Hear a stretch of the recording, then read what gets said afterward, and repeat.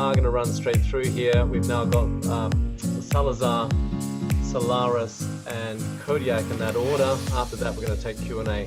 And for the presenters, I ask that you keep to 15 minutes, please. If not, there is a pesky Australian voiceover, just to demonstrate here, who will keep you on time. So look out for the Australian voiceover in case you're running over 15 minutes.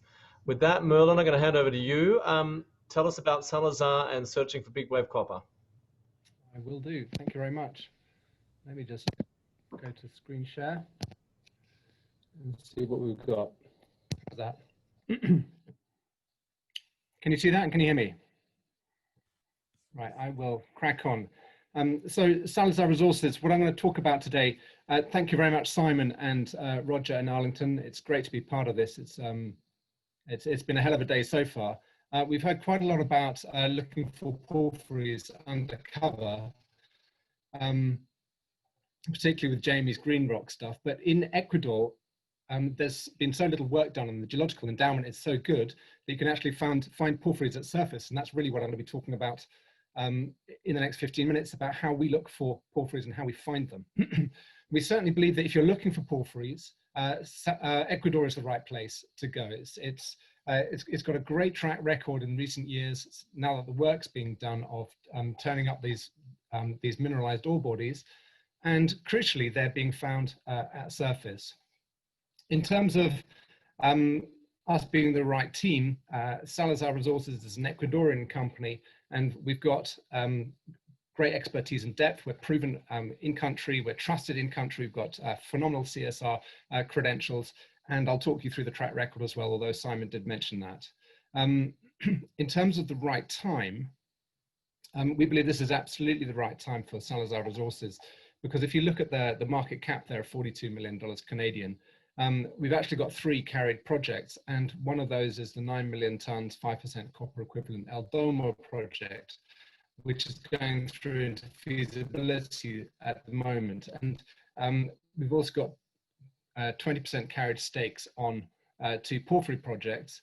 And so one can really justify the entire market capitalization on a carried portfolio. And actually what investors in Salazar Resources then get is pure access, pure upside on the wholly owned projects.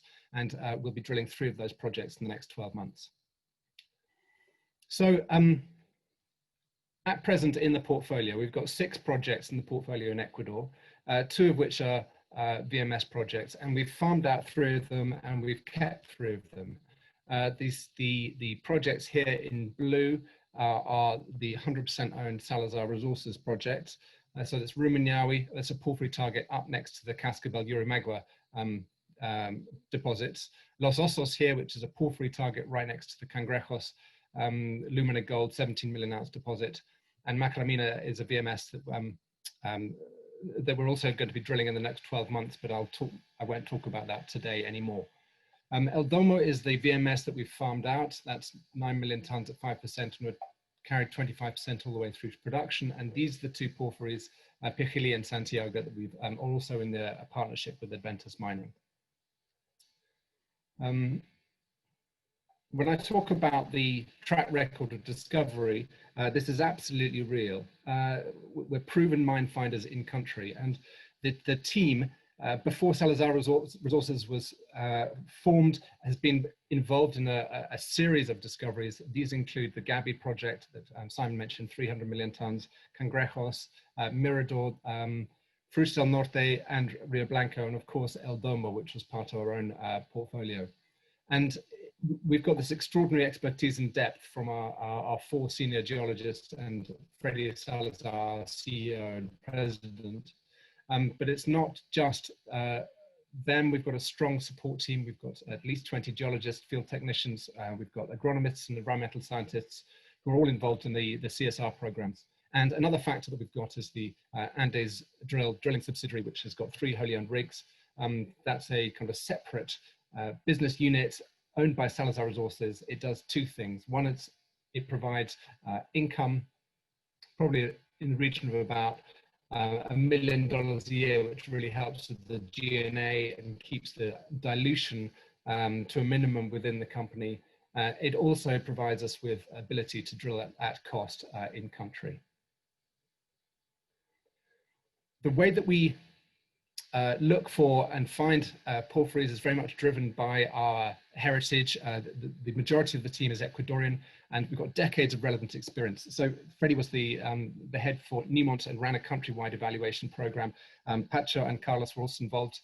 They worked for International Minerals and BHP Billiton. You know, they've been leaders on countrywide programs. Pacho and Carlos were also in the mines department for 3 years, from 2015 to 2018, running a countrywide evaluation program. That was had a budget of over $100 million, involved more than 70 geologists, various international organizations, including the BGS, the British Geological Society. And that really added to the kind of adds to the in-company knowledge of Ecuador. And because these deposits are sitting at surface, we can target them using the old-fashioned methods of we look at the geology, we overlay the geochemistry and the geophysics, we generate our ideas and our targets, we overlay the community or the infrastructure issues or lack of issues, and then we actually get out into the field. And this is a key part. We do the ground truthing through boot leather, traditional geology, the eyeball Mark 1, out on the ground. We always make sure that we speak to the community first. We establish that dialogue. We get a rapport with the local community. We assess what the local needs are. And that means when we go through into the next phase of development or an exploration program, we can make sure that the CSR programs are properly tailored and properly set up to suit the local needs. We then pull in the technical teams, field assistants, field technicians, geologists, and really work the area very hard. And a lot of this access is difficult. There is a degree of cover through vegetation, but through hard work, persistence, and determination, you can find the float, you can get the outcrop, you can test the stream sediments, and you can pan for gold. We use all these traditional good geological skills, and when the signals are good enough, we then end up with a target area that we want to apply for, and we submit that to the government. Or indeed, we speak to the local owners of the license. At present, we've got the cadastre, the mining cadastre in Ecuador is being restructured, and there are about 75 projects which are in tramite, kind of being processed at the moment. Of those 70 odd applications, we have got 4 which are pending on the 100% owned portfolio, and 5 within the Exploration Alliance, and many of those are around the Porphyry project, which is already up and running. And once those get processed, we have got many more kind of new applications for deposits that we think that we have discovered through those basic geological skills. So really what Salazar Resources is it's a porphyry production pipeline in a prolific region, slightly onomatopoeic. At the top there, these are the 4 projects in the portfolio at the moment: Los OSOS, which we're drilling currently, and RUMIÑAHUI that we aim to drill next year. And again, the way that we're going to add to the pipeline, we've got 2 routes. One is direct application to the government, and we've got those pending licenses and new applications waiting. And the other is to speak to existing license owners. So straight into the rocks. Los Osos. This project area, it's absolutely fascinating because it's been known to be a gold-rich area. In fact, it's within El Oro state or province, which means gold province. Freddie was in charge of Newmont regional exploration in the 90s and recognized the gold potential of this area, and delegated quite a lot of the work to Pacho and Carlos, who then went into Cangrejos and mapped and sampled and actually delineated the Cangrejos deposit, which of course now is sitting with Lumina Gold. The figures I've got, the top left there, are 470 million tons. That's just in the one central Cangrejos deposit itself. Now, interestingly, Pacho says that or he reports that the geology that he's seen at OSOS is identical to the kind of hydrothermal breccias, these quartz tourmaline breccias that he's picked up in Cangrejos as well. And he's mapped the whole region, or they've walked over the whole region and sampled the whole region. And what marks out Los Osos is that just to the south there are these placer deposits that were mined in the 1980s. And on Los Osos itself, there are more artisanal workings than on any other of the projects. And I've highlighted 2 drill holes as well. So El Guayabo, this was drilled back in the 90s, 156 meters at 2.6 grams per ton gold and 0.2% copper. And that's just east of Los Osos here.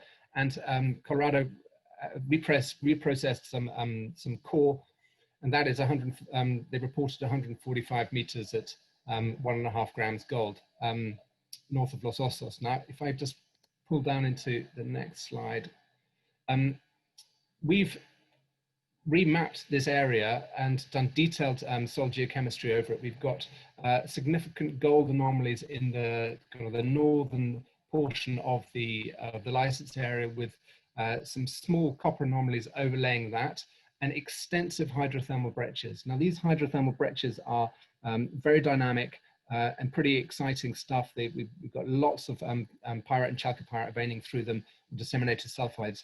And in this silicified altered porphyry which was taken down from the south of the project area, you've got a disseminated, we've got a little stockwork of chalcopyrite veining going through here. And in the southern half of this license area, we've got a much bigger copper anomaly. So the drill program that we're targeting is essentially to drill through the hydrothermal breccias and ideally into the top of a porphyry. We've got 5,000 meter program lined up here. 2 weeks ago, we announced that the drill rigs were on site. We will be putting out some updates on the progress of drilling. Essentially, what we're going to be doing is the first 5 holes are I've lost my cursor. 1, 2, 3, 4, and 5 here. So 3 in the north across these breccias and 2 in the south. Now, on these veins up here, there are extremely high-grade results returned up to 80 grams gold, and there's a lot of artisanal working on that, but we're not actually targeting these narrow structures. We're looking for the, well, ideally it would be a large interval at decent grade over here. And we can map out some of these hydrothermal breccias for several hundred meters. It's a really exciting target. Moving on to RUMIÑAHUI. Again, Freddie came across this over 20 years ago when he was with Newmont, probably 25 years ago. There's Cascabel, a 4 billion ton project with a 440 million ton high-grade core. Here's Yurimaguas, which is part owned by Codelco and Inami, the state mining company of Ecuador. That's 1 billion tons at 0.9%. And we've only recently just got into RUMIÑAHUI, and one of the reasons for that, well, there are 2 reasons. One is that there's been a, environmentally, socially, it's been quite challenging. We've only just managed to get agreement from the community to get into the ground. And equally, over the last 10 years, we've been very much focused on El Domo, so we haven't really put many resources behind exploration at RUMIñahui. Now, what we do know at RUMIñahui is it doesn't have a typical porphyritic signature. The green area here to the left of the center of this map is serpentinized or serpentinized volcanics. What we do have is a pretty impressive stockwork zone, which is off to the east of a kind of north-south running shear system. This doesn't appear to be sheared, it appears to be very much a stockwork. These are stockwork quartz veins with pyrite and chalcopyrite. There are some large boulders which in the 1990s returned 20 grams a ton and 2% copper that have since been treated by artisanal workers.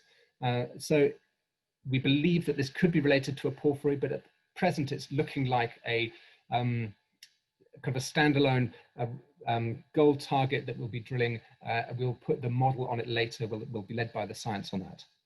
Now, in the last couple of minutes, I will talk briefly about the 2 projects that we've farmed out to Adventus Mining. We are 20% carried on this all the way through to construction decision. And this was a classic kind of Salazar discovery from a virgin find, so to speak. We've got the Mercy license area. and these two here, and we've got 3 concessions under application around the Chaucha porphyry.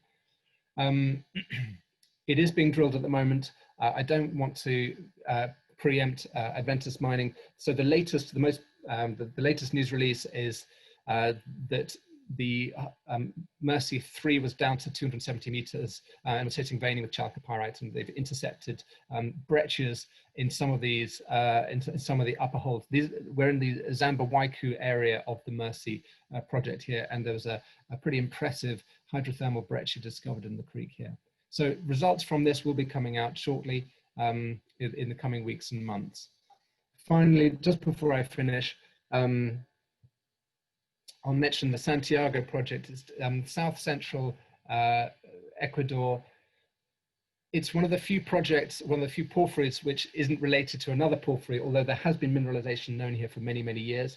It was first picked up pretty much through the epithermal veins 40 years ago, but since then mapping has generated a very, very clear porphyritic signature with all of the zonations that one would expect. There's a gold and copper and zinc zonation, which again is a classic porphyry signature. It was drilled in the 90s by Newmont, and it started to deliver very good indications of copper porphyry mineralization in the upper zones. But they pulled away because they were not looking for porphyries, not looking for copper porphyries, and it's lain fallow really since then. It hasn't been systematically worked or thoroughly worked since then. We did do an airborne survey over this, a geophysical survey, which picked out a beautiful 2 kilometer by 1.5 kilometer mag low with an outer mag high.